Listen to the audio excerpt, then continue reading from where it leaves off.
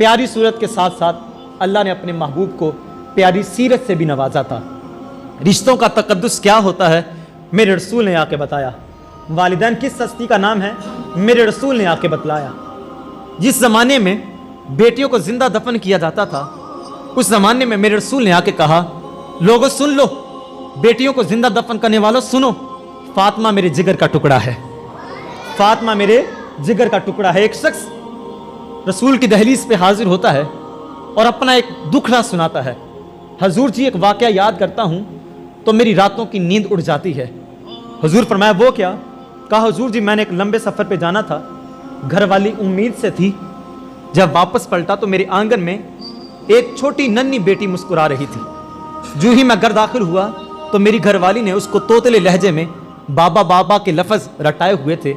جو ہی میں آگے بڑھا اس نے اپنے توتلے لہجے میں مجھے بابا بابا کہہ کے پکارنا شروع کر دیا اور میرے دامن سے لپٹ گئی۔ کہا حضور جی اگر یہاں دل کی بجائے پتھر بھی ہوتا تو اس کے توتلے لہجے سے پگھل جاتا، لیکن میں اس وقت زمانے کی جھوٹی رسموں کا اسیر تھا۔ میں نے اپنی بیوی کی طرف گھور کے دیکھا اور میں نے کہا تو نے ایک بیٹی کو جنم دیا، بیٹے کو جنم کیوں نہیں دیا؟ اور میں نے وہیں کھڑے کھڑے تہیا کیا کہ اس بیٹی کو جینے کا کوئی حق نہیں ہے۔ یہاں رک ایک جملہ کہنا چاہوں گا، وہ عرب کا معاشرہ تھا جن کے پاس علم نہیں تھا، جو جہالت کی زندگی گزار رہے تھے۔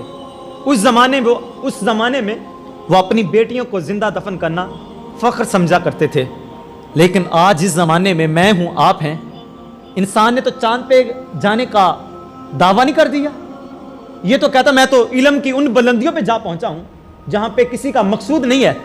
لیکن اس زمانے میں ہم اپنے انداز دیکھیں تو جس بہو کے ہاں بیٹیاں ہوتی ہیں ہم اس بہو کی عزت بھی نہیں کرتے، ہم اس کو تانا دیتے ہیں کہ تو نے تو بیٹیوں کو جنم دیا، بیٹے کو جنم کیوں نہیں دیا؟ میاں یہ رب کی تقسیم ہے، جس کو چاہے بیٹیاں عطا کر دے، جس کو چاہے بیٹے عطا کر دے، اور کسی کو چاہتا ہے وہ کچھ بھی عطا نہیں کرتا۔ کبھی بھی ہم نے یہ کہانی خود سنی کہ کسی ہسپتال کے اندر اچانک چیخنے کی آواز آتی ہے تو پوچھا جاتا ہے کیا ہوا؟ کہا بہو کے ہاں بیٹی کی پرورش ہوئی ہے۔ صاحب ایسا نہ کرو، آج جس زمانے میں اور آپ جی رہے ہیں کیا اس زمانے میں اس واقعے نے ہمیں ہلا کے نہیں رکھ دیا کہ جس کے ہاں ایک بیٹی کی پرورش ہوتی ہے تو وہ شخص جو ہے 5 گولیوں سے اس بیٹی کی آنکھ بند کر دیتا ہے۔ جب اس بدبخت نے پہلی گولی ماری ہوگی اس بیٹی نے چیخ کے کہا نہیں ہوگا بابا تو جب گھر آئے گا میں تجھے ٹھنڈا گلاس پانی کا دوں گی تو مجھے نہ قتل کر؟ جب دوسری لگائی ہوگی اس نے کہا نہیں ہوگا ابا جی مجھے نہ قتل کیجئے؟ جب دن بھر تھکن سے آپ گھر آئیں گے میں آپ کا جوتا اتاروں گی، میں آپ کو ٹھنڈا پانی دوں گی، ٹھنڈی ہوا کے جھونکے آپ کو دوں گی، لیکن اس شخص کو ترس نہیں آیا تو خدارا کبھی یہ زیادتی نہ کرنا، کبھی یہ ظلم نہ کرنا، بیٹیاں ہو یا بیٹے ہو یہ اس کی عطا ہے، جس کو چاہے جو عطا کر دے۔ اللہ اکبر۔ تو یہ شخص کہتا ہے میں نے وہی کھڑے کھڑے یہ تہیا کیا کہ اس بیٹی کو جینے کا کوئی حق نہیں ہے۔ میں نے اس کو اپنے ساتھ لیا دوپہر کے وقت اور میں چل نکلا صحرا کی جانب۔ وہاں میں گڑھا کھودنے لگا۔ جب میں گڑھا کھود رہا تھا تو میری بیٹی آگے بڑھتی، ننھے ہاتھوں کے ساتھ، ننھے دوپٹے کے ساتھ میرے ماتھے پہ آئے ہوئے پسینے کو صاف کرتی اور کہتی بابا اتنی مشقت کاہے کو؟ یہ دھوپ ذرا ڈھل جائے تو پھر کام کر لینا، یہ تپش ذرا رک جائے تو پھر کام کر لینا۔ لیکن میں کہتا نہیں بیٹا یہ کام میں نے ابھی نپٹانا ہے۔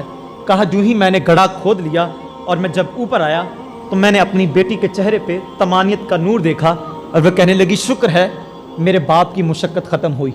لیکن میں جو ہی اوپر آیا میں نے وہیں کھڑے ہو کے اس اپنی بیٹی کو اس گڑھے کے اندر دھکا دیا اور میں اوپر سے مٹی ڈھالنے لگا۔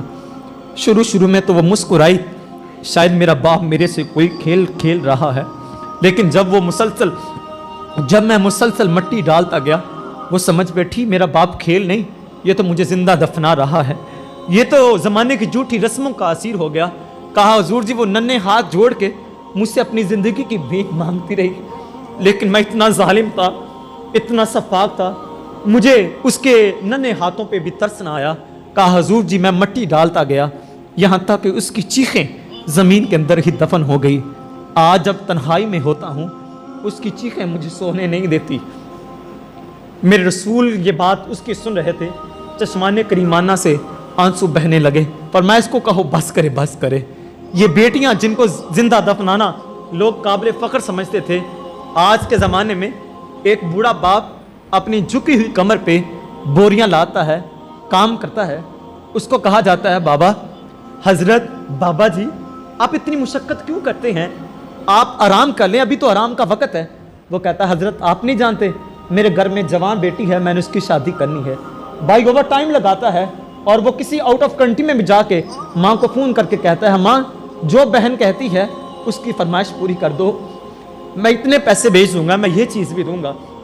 जहन में ख्याल तो आता है, मैं उस शख्स का चेहरा कभी भी नहीं भूल पाता जो नमाज इशा के बाद सारे नमाजियों के जाने का इंतज़ार कर रहा था।